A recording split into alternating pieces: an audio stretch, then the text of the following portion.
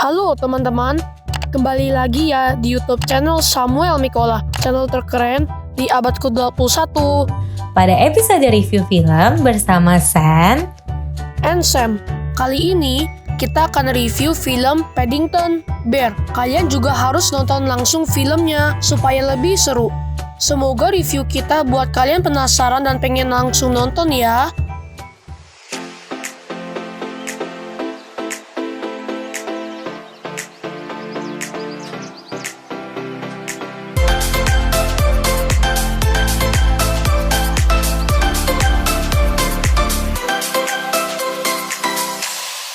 Sebelumnya, jangan lupa untuk subscribe channel ini supaya kita makin semangat untuk review film anak-anak lainnya dan kalian nggak ketinggalan video-video terbaru dari kita.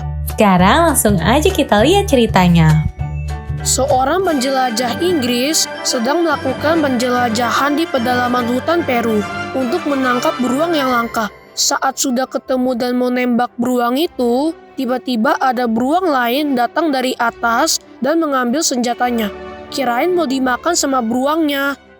Ternyata beruang itu malah menyelamatkan sang penjelajah dari gigitan kalajengking beracun. Karena kejadian itu, sang penjelajah jadi berteman baik sama beruang yang menyelamatkan dia dan istri sang beruang yang sangat pintar itu. Dia kasih kedua beruang makan marmalade dan mengajarkan mereka tentang Inggris dan juga bahasanya. Dia juga menamai kedua beruang itu. Beruang yang perempuan bernama Lucy karena terinspirasi dari ibunya, dan yang laki-laki Pastuzo karena terinspirasi dari petinju. Apa hubungannya ya? Setelah itu, sang penjelajah pulang kembali ke Inggris. Sebelum pulang, dia bilang akan sangat senang menyambut kedua beruang jika mereka datang ke Inggris. Dia juga memberi Pastuzo banyak barang-barang dan topi untuk kenang-kenangan. Wah, jadi ingat film Indiana Jones deh lihat si penjelajah ini. Kamu pasti belum pernah nonton ya, Sam? Belum, Ci, itu film lama ya? Iya, Sam, itu film terkenal banget. Bahkan sampai sekarang loh, masih banyak banget yang suka. Soalnya petualangannya seru banget. Wah, lain kali kita nonton itu ya, Ci. Oke, Sam.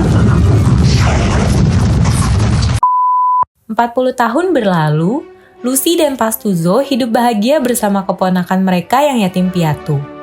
Mereka sudah lancar bicara bahasa Inggris karena belajar dari barang-barang yang dikasih sama sang penjelajah dulu. They're right.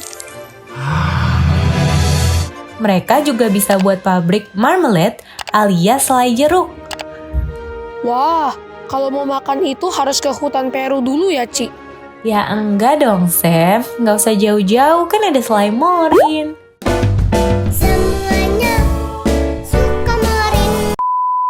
Sampai tiba-tiba pada suatu malam gempa bumi yang hebat terjadi di hutan itu. Sewaktu berupaya menyelamatkan diri, Pastuzo terlambat sampai ke tempat perlindungan karena terus memandangi rumahnya yang hancur.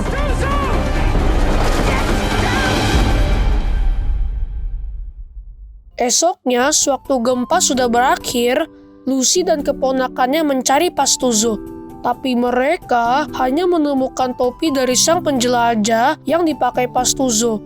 Mereka sangat sedih menyadari pasti Pastuzo sudah tiada. Lucy dan sang beruang kecil mengarungi sungai sambil memikirkan kelanjutan hidup mereka. Sampai akhirnya Lucy menyuruh si beruang kecil bersembunyi di sebuah kapal kargo yang akan menuju London. Sementara Lucy yang sudah tua akan ke panti beruang. Lucy memberikan topi penjelajah kepada beruang kecil dan meyakinkan dia kalau dia akan menemukan rumah baru. Di sana mereka berpisah. Beruang kecil sembunyi dalam sekoci di kapal itu berhari-hari sambil makan bekal selai jeruknya. Akhirnya dia sampai di London. Lalu dia masuk ke karung yang dibawa ke sebuah stasiun.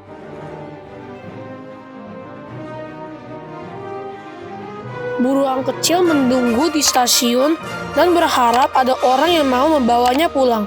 Tapi setelah nunggu lama, yang datang malah burung-burung lapar yang mau minta roti selai jeruknya beruang kecil. Akhirnya, sewaktu kereta terakhir berhenti, ada satu keluarga yang lewat di depan beruang kecil. Sang ayah yang bernama Mr. Henry Brown dan anak perempuannya Judy gak suka sama beruang itu. Tapi istrinya Mr. Brown yang bernama Mary dan anak laki-lakinya yang bernama Jonathan kasihan dengar cerita beruang kecil dan mohon-mohon supaya mereka bawa pulang beruang kecil untuk sementara sampai beruang kecil bisa menemukan orang yang mau merawatnya. Mary juga memberi beruang kecil dengan nama Paddington, yaitu nama di stasiun itu. Akhirnya, Mr. Brown memperbolehkannya untuk menginap di rumah mereka, tapi hanya semalam saja. Dengan catatan, besoknya dia harus dibawa ke panti asuhan. Begitu sampai di rumah keluarga Mr. Brown, Paddington mengacau. Masa sikat giginya Mr. Brown dibuat sikat kuping? Iuh. Dan gak sengaja Mr. Brown pakai itu untuk sikat gigi.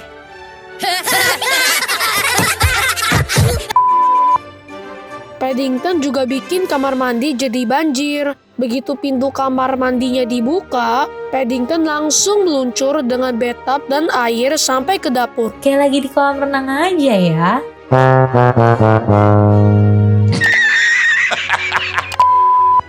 Mr. Brown makin bete dan gak sabar supaya Paddington buru-buru pergi dari rumah mereka. Karena belum juga ada semalam dia nginep, udah bikin ulah. Mrs. Bird, pembantu di rumah keluarga Mr. Brown juga jadi repot nih bersih-bersihnya.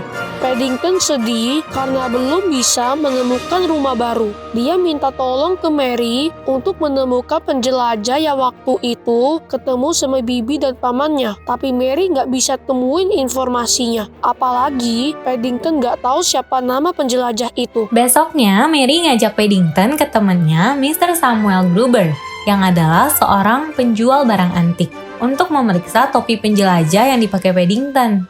Di sana, Paddington melihat seseorang menjatuhkan dompetnya. Paddington lari ngejar orang itu untuk mengembalikan dompetnya yang jatuh.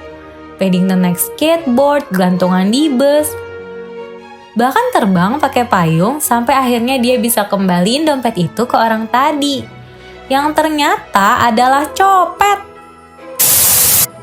Unit Reskrim Polsek Pademangan Jakarta Utara menangkap satu pencopet. Semua orang bersorak karena Paddington telah berhasil nangkap copet.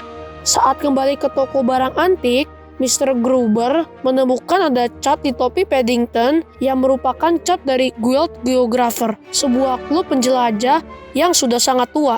Paddington cukup senang mendapat informasi itu, tapi masih butuh bantuan untuk mencari penjelajah. Akhirnya, Lucy membawa Paddington pulang lagi. Mr. Brown marah-marah karena istrinya belum bawa Paddington ke panti asuhan. Paddington sedih mendengarnya. Tapi Jonathan dan Judy menyarankan Paddington untuk memperbaiki kesan pertamanya yang buruk. Jadi mereka memandikan Paddington dan memberinya mantel tua yang ternyata dulu punya Mr. Brown. Mr. Brown senang melihat penampilan baru Paddington. Dia juga melihat anak-anaknya malah jadi akrab dan bahagia dengan kehadiran Paddington. Akhirnya, Mr. Brown mulai menerima kehadiran Paddington. But if it's a dead end, Besoknya, Mr. Brown mau bantuin Paddington ke kantor Guild Geographer untuk cari tahu tentang penjelajahan ke Peru. Resepsionis tidak menemukan datanya, tapi Mr. Brown meminta agar dia bisa periksa lagi. Resepsionisnya nggak mau, karena merasa jutaan data yang tersimpan dengan rapi di sebuah sistem kapsul-kapsul itu nggak mungkin salah. Tapi Paddington nggak menyerah. Dengan bantuan Mr. Brown yang pura-pura jadi ibu-ibu tukang bersih-bersih.